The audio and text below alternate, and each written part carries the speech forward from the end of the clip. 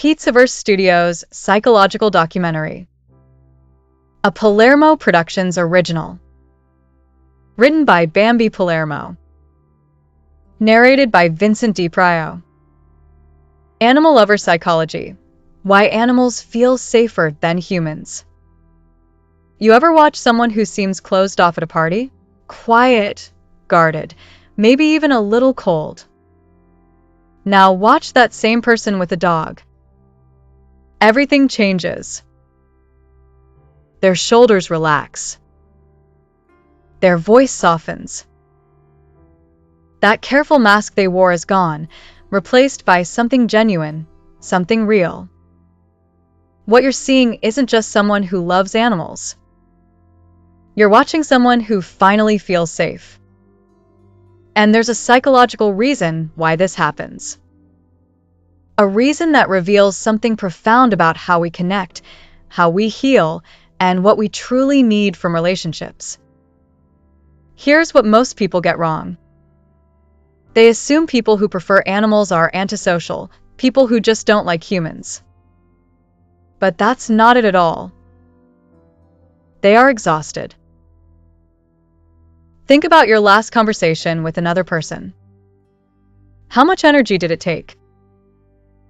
Reading their tone, managing your facial expressions, choosing the right words, wondering if you said something wrong, replaying it later in your head at 2 a.m. Did they seem annoyed? Were they being sarcastic? Should you have said it differently? It's mentally exhausting. Now compare that to sitting with a cat or walking a dog. No performance. No judgment. No mental replay loop. No wondering if you're too much or not enough. Animals offer something most humans don't. They let you exist without needing to prove you deserve to. And for someone who spent their whole life feeling like they have to earn love, acceptance, or even basic kindness, that unconditional presence feels like finally coming up for air. Psychologists call this unconditional positive regard. It means being accepted exactly as you are without conditions. No strings attached. No fine print. And here's why this matters. Many people only experience this feeling a few times in their entire lives, if at all. Your dog doesn't care if you got promoted or fired. Your cat doesn't judge your body, your past, or your awkward moments. That bird on your shoulder isn't comparing you to anyone else. They're not keeping score. They're not waiting for you to mess up. They're just there.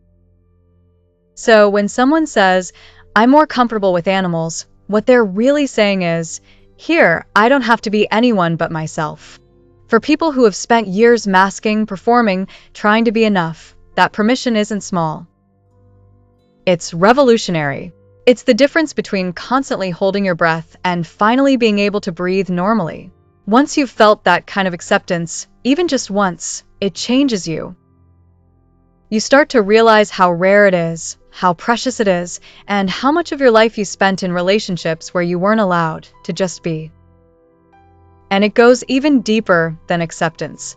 Human connection is beautiful, but it's also work, emotional labor, constant interpretation, and never-ending loop of what did they mean by that? Think about it. Every human interaction is kind of like solving a puzzle. You're tracking facial expressions, tone of voice, body language, context, history. You're running calculations in real time. They said they're fine, but their voice sounds tight. Should I push or give them space? They laughed, but was it genuine or polite? They haven't texted back in 3 hours. Are they mad? Maybe busy? Should I follow up? It's exhausting. Animals communicate in a language that's brutally simple. A wagging tail usually means joy. A purr means contentment. A cat showing you their belly usually means trust. No passive aggression. No texts you have to decode. No wondering if they're upset about something from 3 weeks ago that they never mentioned. For a nervous system already overwhelmed by human complexity, that simplicity is healing. In a world that constantly demands, evaluates, and judges, animals offer silence. not empty silence, the kind that lets you hear yourself again, where you can finally stop performing and just exist. And there is actual research backing this up. Studies show that interacting with animals lowers cortisol levels, that's your stress hormone, and increases oxytocin, the bonding hormone. They can lower blood pressure, reduce anxiety, and even help with depression. But here's what's even more interesting. These benefits are strongest in people who already struggle with human relationships, people with social anxiety, trauma survivors, people who have been betrayed or hurt deeply. For them, animals are not just companions. They're therapists, safe harbors, anchors. Because animals don't trigger the same threat response that humans do. So your nervous system doesn't have to stay on high alert. You don't have to scan for danger, rejection, or judgment. You can finally relax. And that relaxation is where healing begins. Now, this isn't true for everyone. Some people are genuinely energized by human connection. They thrive on conversation, complexity, and emotional depth. They love the challenge of understanding another person, the intimacy of shared vulnerability. And that's okay. This isn't about one being better than the other. It's about understanding that safety feels different to different people. For some, safety looks like deep conversation over coffee. For others, it looks like the quiet weight of a dog's head on their lap. Neither is wrong, just different languages of love. And understanding your own language is the first step to finding the peace that you actually need. So when someone chooses animals over people, it's not always about avoiding humanity. Sometimes it's about protecting their peace. Animals don't betray. They don't gossip. They don't ghost you. They don't love you on Monday and disappear by Friday. They don't tell you you're too sensitive, too quiet, too much, or not enough. They just stay, consistently, reliably, and honestly. And for someone who's been hurt by inconsistency, who's learned that people can say one thing and mean another, who's been abandoned, rejected, or betrayed, that reliability can mean everything. It's about finally finding a relationship where you don't have to brace for impact. It's not about hating people. The bond between a human and an animal can be one of the most honest relationships someone has.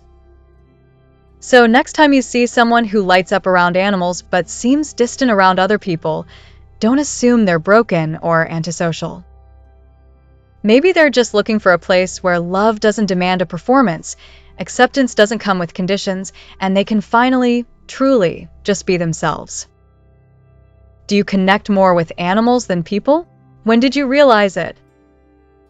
Comment below and let me know what you think. If this resonated, share it with someone who gets it. They might need to hear this today. Thanks for watching.